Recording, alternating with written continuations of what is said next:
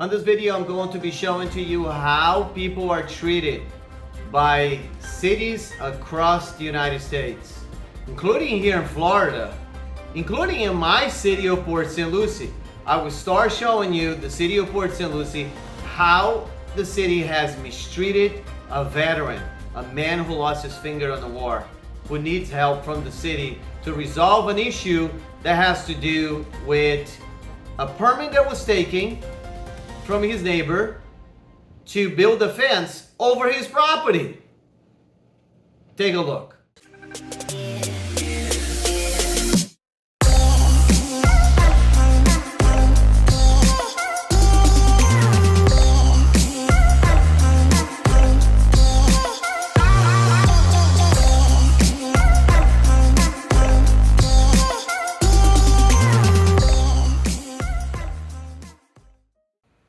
So I am here with a war veteran from Vietnam, Mr. Steinbach.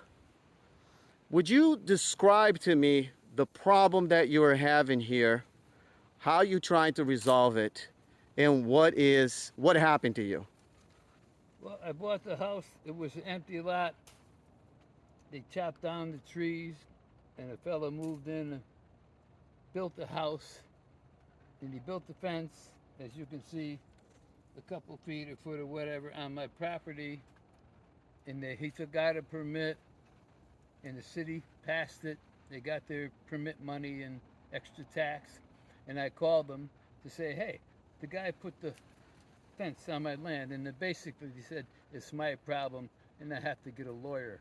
And my feeling is, why do I have to get a lawyer when they pass the inspection? Don't they know how to measure things? Isn't it that permits are supposed to help people? I mean, that's what I believe it should. Yes, it helped him because he got free land, and it helped the city because they got more money, but it screwed me. And that's the problem I have. Well, and it's clearly, I mean, you can see it. Look at this. It's a couple feet over. This is the mark from the property line. Can you point it out right there? This is the mark for the property line. Right, so as you can see it, this guy exceeded the property line to his property. He's asking the city for help. You did try to contact your neighbor. I called the city. I called my neighbor twice. I left a note in his mailbox. He ignored me. I saw him and I talked to him and he walked away. He just doesn't want to deal with it. Now, I'm not looking for anything, but it's a matter of principle. You shouldn't do things like that, and I felt the city should have stood behind me because they're the ones who passed. They passed it without looking at the proper. This was put in with a satellite within 2 inches. Well, sir, I tell you something. I appreciate your service. You lost a finger in the war for the American people fighting in Vietnam, and I will be posting this on the internet, and I hope the city will do better. I hope the city will come and try to fix the situation for you, because this is not right. This is not the way it should be. They collected all the money for a permit. Here's a fence. He built his fence, and the permit should catch on to this. It didn't, and now he's over your property line, and you have no recourse from the city in trying to resolve Because this. I can't afford to hire a lawyer. Well, Why should I hire a lawyer? Well, that's what a permit should be, to protect you so they didn't exceed the property line. Thank you for your service, sir. Thank you. Hopefully you'll get the situation resolved. Thank you. In this video, you guys going to see how the code enforcement enters this home, the home of this girl that she's about to tell you, without a search warrant, with guns drawn. Of course, they called the SWAT team. Don't blame them, because the code enforcement told them they had all the rights to do that, and they called the SWAT team to enter this girl's home. Take a look at for yourself. Just want to replay this video for everybody so they don't forget that the city of Newport Richey broke into my property, broke my door, entered with guns drawn over a little discrepancy. They thought that an inspection warrant for a building permit was a search warrant, and I guess if I was in there, I'd be dead, and my dogs would probably be dead too. So now I'm afraid to ever go back in my property again. Police department, search warrant, retaliating, presence known. Police department, search warrant. Oh, wait. Police department.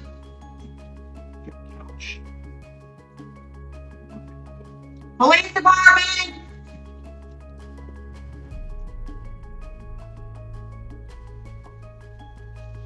Be upstairs. Police department. Upstairs. Police department! That's just enough.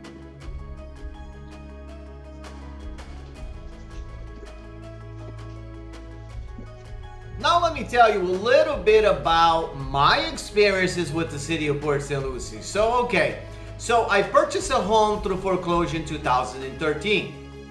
As I was removing all the things from inside of the home, I put a dumpster in front of my home. Now, because the dumpster was there, the city wants, to see if there was any permit, and they saw there was no permit. Well, I didn't need a permit to clean up my house, to take all the stuff that was inside.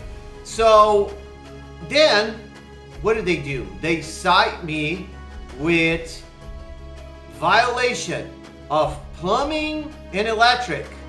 Okay? Plumbing and electric. Then I went in, I told them there was none. We went in the hearing. I clarified to them there was none that was done. And they said, well, we wanted to enter your home because we wanted to take a look. So I agreed for them to come in my home. Once they come in, what happens? They didn't find that, but they found something else. They found there was a garage that was converted. When I purchased the home, there was already like that.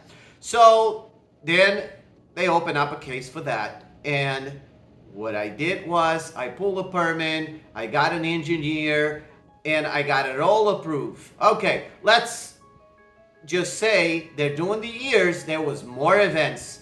I pulled a permit to put a tank of gas on my backyard, and everything was done legally. And then one day they come to me and they say, well, you have a tank illegally. Oh, you have this, you have that. And then I clarify with them, no, there was nothing happens. You should check your own system and see that there's a permit for that. Oh, okay, problem resolved. Then again, they say it was my window. Then it was my shadows. And then it was a mat on front of my door. They didn't like the mat in front of my door. And then now let's fast forward to 2022. My former wife, which is making all kinds of false allegations in every agencies of the government that she can, so she can get an advantage for a custody battle, she goes and tell them that my garage conversion had a kitchen now in there, and it was electric and plumbing. So they came in and I say, no, there's no electric and plumbing in there. Well, let's go take a look. They come, they take a look, and they say, oh, wait a second, we found there's air conditioned AC. I say, that's how it was when I got my permit. Oh, it's air conditioned AC there, and there's some walls in there, and so they find something else. Then I go in and I say, what is the problem with this place that I took the permit? And they say, well, the problem is we heard that there's people living here. And then I say, no, my house is pretty big. I can have guests in my house and there's no need to live here. Oh no, I can tell that someone is living here, so you need to get a new permit. I already got a permit for this. No, you're getting a new one. And then I went to court on that, and guess what happens? During the court, and you're gonna see it, what I'm gonna show it to you. During the court, what do they have? They have there a desk for the attorney for the city. Hey, they got an attorney. Our taxpayer dollars. And the attorney is against you. Trying to get an attorney for you to defend yourself. You see, you're not going to be allowed to. Because if you don't pay, you're not getting the attorney, okay? And the tax dollars would not pay for your attorney, but it pays for them. Okay. Then they got the inspector coming in, and they both have a desk. They both sitting in the front.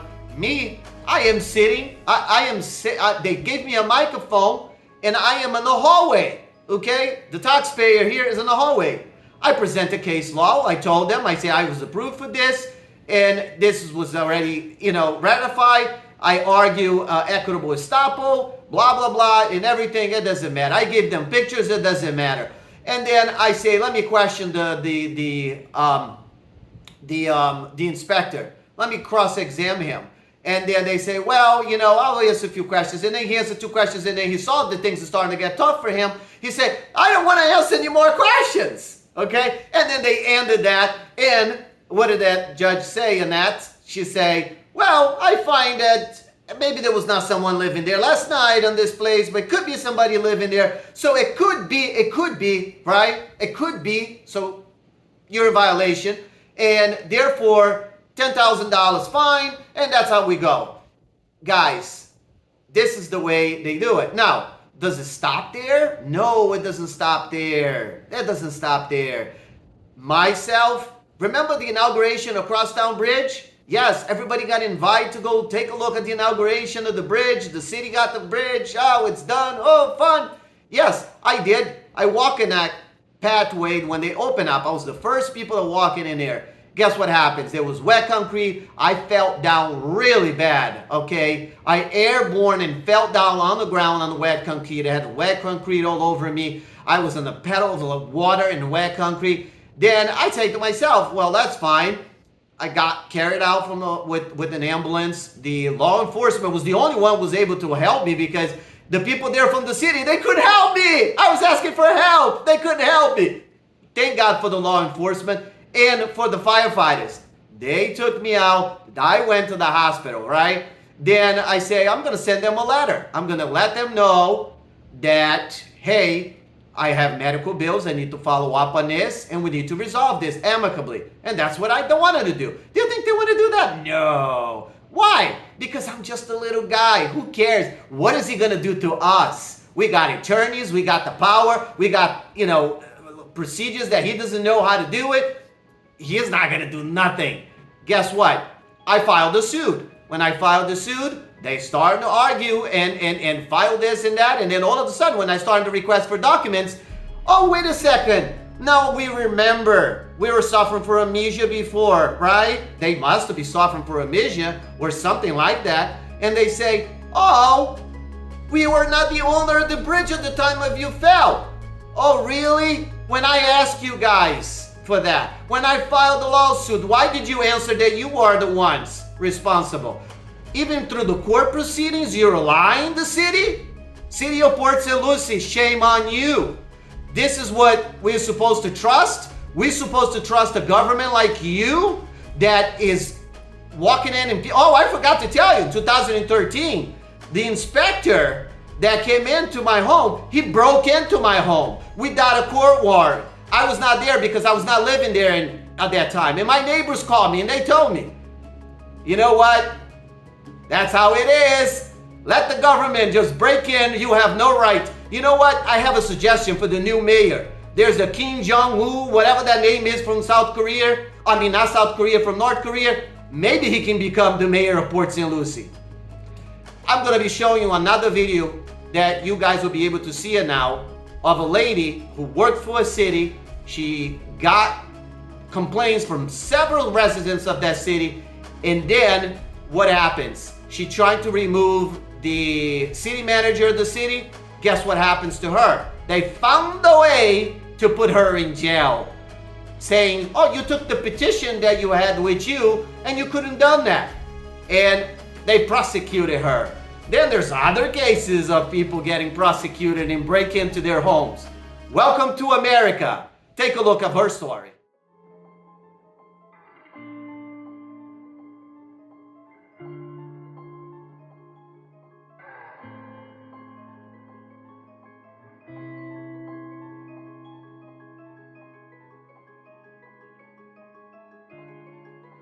Turmoil in Castle Hills. Charged with a misdemeanor. City council people taken into custody. My name is Sylvia Gonzalez, and I was born and raised in San Antonio, Texas. I moved to Castle Hills in 2001. I decided to run for my seat on Castle Hills City Council because I had the time and the energy to work. I got a very good response. I went to more than 500 residents. They complained bitterly about the city and that they could not even get a hold of anyone because the city manager would not return their calls, their streets were not being fixed, they're my neighbors. See you later. That's what they talked about. They were glad to see someone that was gonna finally be able to do something for them. And I won. Please raise your right hand and repeat after me. By 53% of the vote. And of this state, so help me God. And of this state, so help me God. Congratulations. And I only tried to do my job and represent them. Sylvia was obviously troubled by the concerns that her neighbors raised to her while she was campaigning. And actually, one of the people she met with suggested that Sylvia spearhead a petition to raise these issues with the city council. One of my supporters came up with a petition. I felt the petition was important because it gave my word a lot of strength. This was just an act of pure political expression. The petition itself was not binding, it had no legal effect. It was just meant to symbolize how things were being run at the city. By the time Sylvia actually attended her first city council meeting, the petition had been gathered and was ready to be submitted to the city. My first council meeting, we were assigned to evaluate the city manager. You can share them now. Objection. Because of all the turmoil and the hostility, they can never get you to return any calls. Lasted till after midnight. Please don't interrupt me. At the end of the second day, the second meeting, I just had all these papers, so I tried to gather them and then I tapped them on the desk. And then I just stuck them at the top of my binder. The Castle Hills police captain comes over, taps me on the shoulder and tells me the mayor wants to speak with me. I go over to the mayor and he asks me where is the petition that was turned in. And I told him I didn't know where it was. He proceeded to tell me that he thought it was in my binder, that he could see a little clip. And I found the petition, to my surprise, and I handed it to him, and he said, "You probably picked it up by accident." And I thought nothing of it, but I was thrown in jail. A couple days after the meeting, the police chief spoke to another officer and let him know that the mayor was expected to file a criminal complaint against Sylvia for allegedly having tried to steal the petition that she herself had championed. The police chief turned to a trusted friend, a local attorney named Alex Wyatt Wright, to investigate Sylvia. He determined that the best charge was under a misdemeanor statute for tampering with a government record. I went in and got handcuffed, I got frisked. They wanted me to put on this orange shirt, but I was cold and I had to sit on a metal chair. It was a very hurtful experience. And the sad part is I did nothing wrong. The city's goal in having Sylvia arrested was to send a message both to Sylvia and anyone like her who might speak out against the way the city was running things. I believe they were upset with me because I was trying to represent the people that I spoke with, the residents, on what they wanted. And that's why the petition was sent around. I really wanted to work hard and make that happen. The First Amendment guarantees the freedom of speech and the right to petition the government. The government and its officials cannot then turn around and retaliate against that person in any way. And certainly, that includes arresting someone and charging them with a crime. I was hoping that the Institute for Justice would help me. IJ's standing with Sylvia to vindicate her First Amendment rights, because a right without a remedy is no right at all. And if any of us hope to enforce the Constitution against the government officials that it restricts, we have to ensure that constitutional violations are met with remedies that are provided in the courts of this country.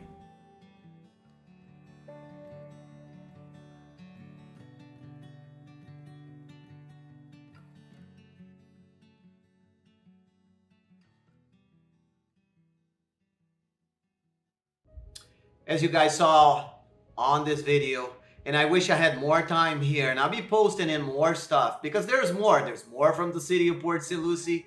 There's more from other cities across the state of Florida, and there's more from other cities across the United States.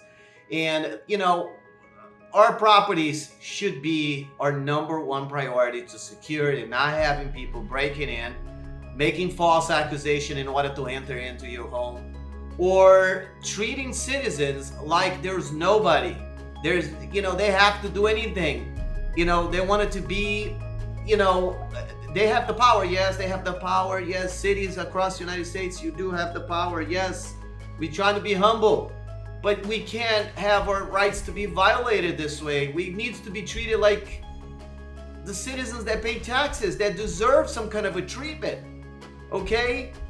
And the people that works for the city, they're just an employee there. They're just like everybody else. What is the problem is who puts those systems and tells everybody that works in the city to mistreat the people. That is the problem, okay? Treating people like nobodies, okay? That is the problem. That man from the Vietnam War that lost his finger, he should have some dignity from you guys. Shame on you, city of Port Saint Lucie. Shame on you, city, I think it was a Newport in Florida. Shame on all the other cities in Texas and everywhere that is violating people's rights. Shame on the government for entering homes without warrant or creating false warrants just because they wanted to do something against somebody. They want to show the power of the government over someone. Shame on you, government.